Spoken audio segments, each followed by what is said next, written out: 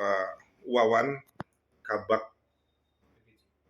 PBJ, PBJ. Nah, mengenai sejumlah rekanan yang di Dinas Pendidikan mendapatkan paket DAK itu mengeluhkan katanya tidak cair uang muka. Nah, itu sebenarnya itu uang muka itu hak atau memang bagaimana, Pak? Ya, makasih Mas Teguh. Jadi untuk masalah uang muka atau pelaksanaan di dalam proses pelaksanaan pekerjaan itu kembalikan pada kontrak ya. Jadi ya sebelum melaksanakan itu acuan di antara kedua belah pihak antara pengguna anggaran atau sebagai yang bertindak sebagai pejabat pembuat komitmen dengan penyedia itu adalah kontrak ya. Jadi kontrak itu sebagai dasar untuk pelaksanaan pekerjaan. Jadi kalau selama di pelaksanaan pekerjaan itu yang di situ mencakup tentang hak dan kewajiban apa yang harus dilakukan, misalnya kalau memang ada uang muka, ada pembayaran termin, terus kemudian skema pembayaran seperti apa itu yang harus menjadi acuan. Nah, selama di kontrak itu ada tersedia di dalam uang muka, ya itu ketentuan-ketentuan sesuai dengan kontrak itu yang harus dipenuhi supaya antara penyedia sama pengguna anggaran itu bisa sinkron di situ. Nah, kalau seandainya nanti ini kan kabarnya kalau sampai 10 September tidak mencapai progres 30% atau termin 1 itu tidak akan dicairkan 100%. Tidak akan dicairkan untuk terminnya, tapi melainkan akan dicairkan 100% pada akhir pekerjaan. Nah, kira-kira apakah tidak menghambat pekerjaan pemborong, Pak? Nah, Rekan. kalau masalah pelaksanaan pekerjaan itu di luar kewenangan saya ya, artinya gini. Jadi prestasi pekerjaan sama pembayaran itu juga harus sinkron ya, artinya misalnya kembali lagi ke kontrak ya, syarat-syarat khusus kontraknya seperti apa. Jadi misalnya prestasi pekerjaan sekian persen itu penyedia itu berhak mendapatkan pembayaran sekian persen. Itu disesuaikan dengan itu, misalnya penyedia sudah melaksanakan pekerjaan 50% di dalam kontrak dibuka lagi. Setelah 50% berarti si penyedia berhak mendapatkan pembayaran sebesar 40%. Itu disesuaikan. Jadi kalau biasanya yang saya tahu di situ prestasi pekerjaan itu ya harus disesuaikan dengan time schedule-nya ya. Jadi misalnya time schedule 30% itu dicapai selama berapa hari, 50% selama beberapa hari. Kalau memang terjadi keterlambatan antara gap antara time schedule itu ya harus menjadi perhatian khusus supaya pekerjaan itu tidak terlambat. Jadi antara prestasi sama pembayaran itu juga sinkron. Gitu. Kalau lihat dari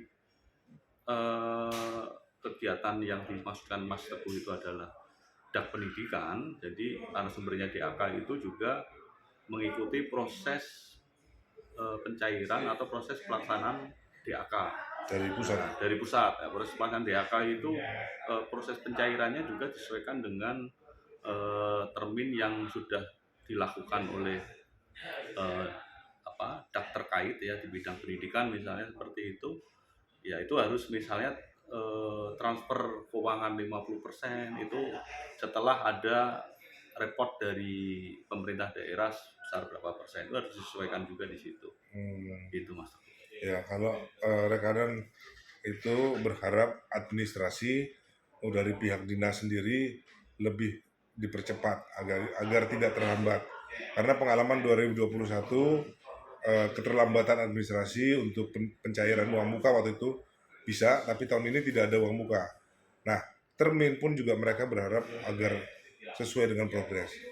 Nah, kira-kira kalau seandainya kalau mereka tidak mencapai termin pada waktunya, itu kira-kira bagaimana mereka pinjam bank kemudian tidak bisa, itu apa tidak menghambat pekerjaan? Ya, berarti ini harus jauh-jauh hari duduk bersama antara penyedia sama pengguna anggaran untuk menyelesaikan permasalahan-permasalahan ini. Misalnya sebelum prestasi pekerjaan si penyedia taruh kata dia sudah hampir menyelesaikan 30%.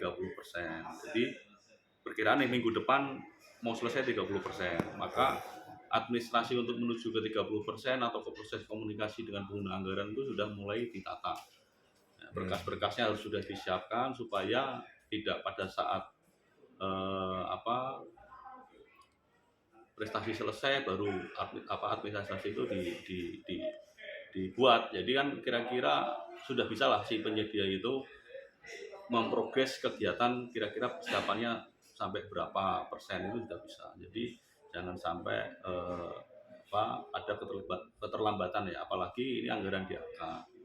Proses pengajuan termin pun ya kalau anggaran DAK harus melalui audit atau pemeriksaan dari inspektorat dulu. Jadi kan memang butuhkan waktu yang lama karena harus dipertanggungjawabkan di situ.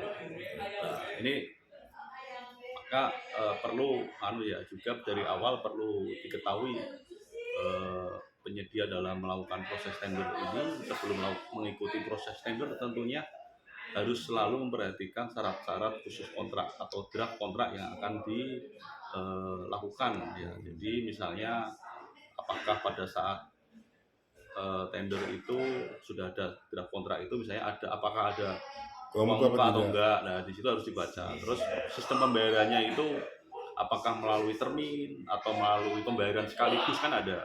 Jadi bisa pembayaran melalui termin atau sekaligus kan sudah ada di draft di syarat-syarat khusus kontrak, sehingga penyedia yang ikut tentunya sudah tahu ya kira-kira persiapan baik keuangan, manajerial peralatan, bahan dan tenaga itu juga harus sudah resiko harus bisa diketahui dari awal di situ.